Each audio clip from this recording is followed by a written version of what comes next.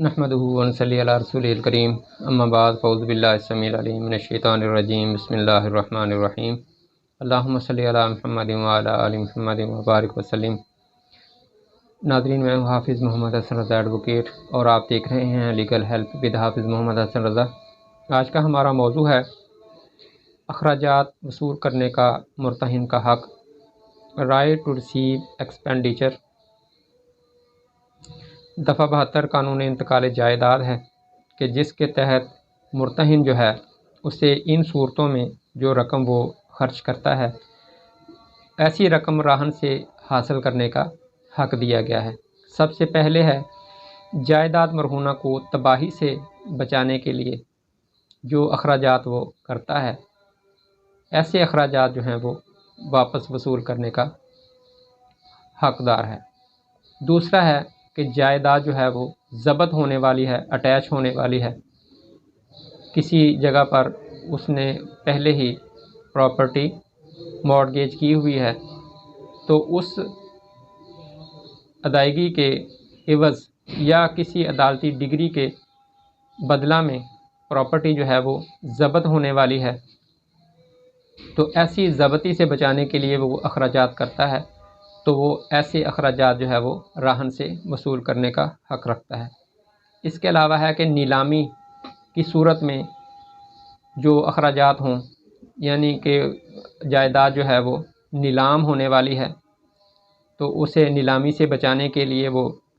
اخراجات کرتا ہے، یا پراپرٹی جو ہے اس پہ جو زر رہن وغیرہ تھا وہ راہن نے ادا نہیں کیا، تو ایسی صورت میں پراپرٹی جو ہے اسے وہ ضبط کرواتا ہے، رہن کی رقم وصول کرنے کے لیے اسے نیلامی کرواتا ہے، تو ایسی صورت میں جو اس پر اخراجات آئیں گے وہ بھی راہن سے مرتہن حاصل کرنے کا حق رکھتا ہے۔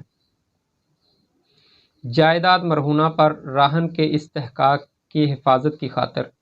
جو اخراجات ہوں، یعنی کہ پراپرٹی جو ہے اسے تباہی بربادی سے بچانے کے لیے، اس کی حیثیت کو برقرار رکھنے کے لیے، اس کی حیثیت میں اضافہ کرنے کے لیے جو بھی وہ اخراجات کرتا ہے، وہ اخراجات جو ہیں وہ مرتہن کو راہن ادا کرنے کا پابند ہے، اور راہن جو ہے وہ مرتہن جو ہے وہ راہن سے وصول کرنے کا حق رکھتا ہے۔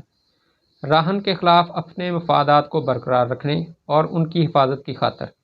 یعنی کہ جو راہن ہے اس نے جائیداد باقبضہ دی ہے،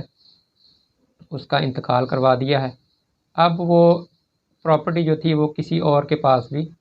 رہن کے لیے رکھی ہوئی تھی، تو اس رہن سے اس کی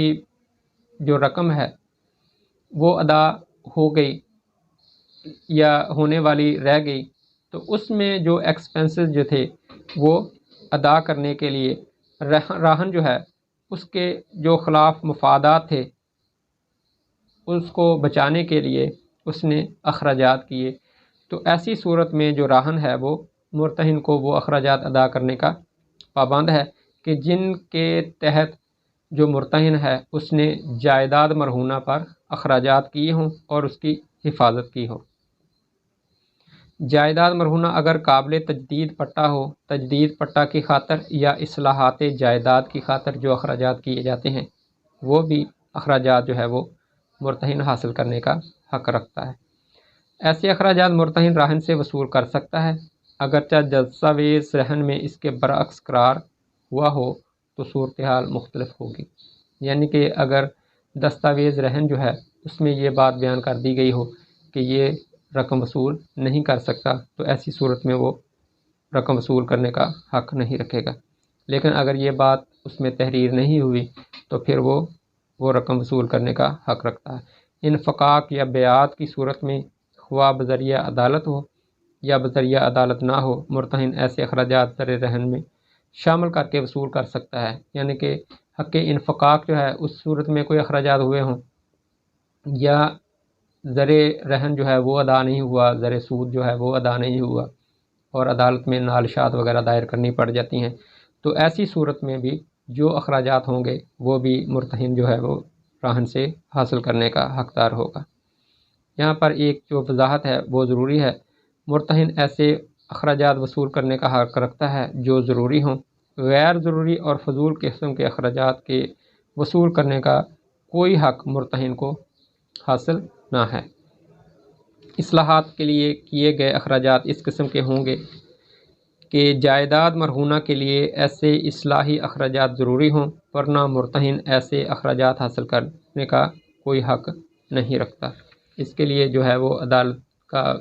کے فیصلہ جات میں موجود ہیں کہ جس میں اس بات کے لیے مرتہن کو پابند کیا گیا ہے کہ وہ غیر ضروری جو اخراجات ہیں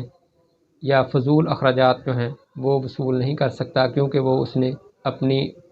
مرضی سے اس پر کیے ہیں۔ ہاں، اگر کوئی ضروری اخراجات ہوں جن کے بغیر اس جائیداد کو بچانا مشکل ہے، یا اسے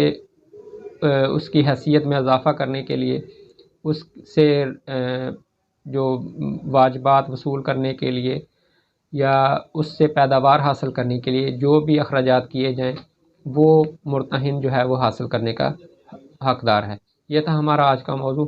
امید ہے کہ آپ کو پسند آیا ہوگا۔ جزاکم اللہ احسن الجزاء۔ آئندہ العزیز انشاءاللہ مرتہن جو ہے اس کی ذمہ داریاں جو ہیں ان پر بات ہوگی۔ تب تک کے لیے اللہ حافظ، السلام علیکم۔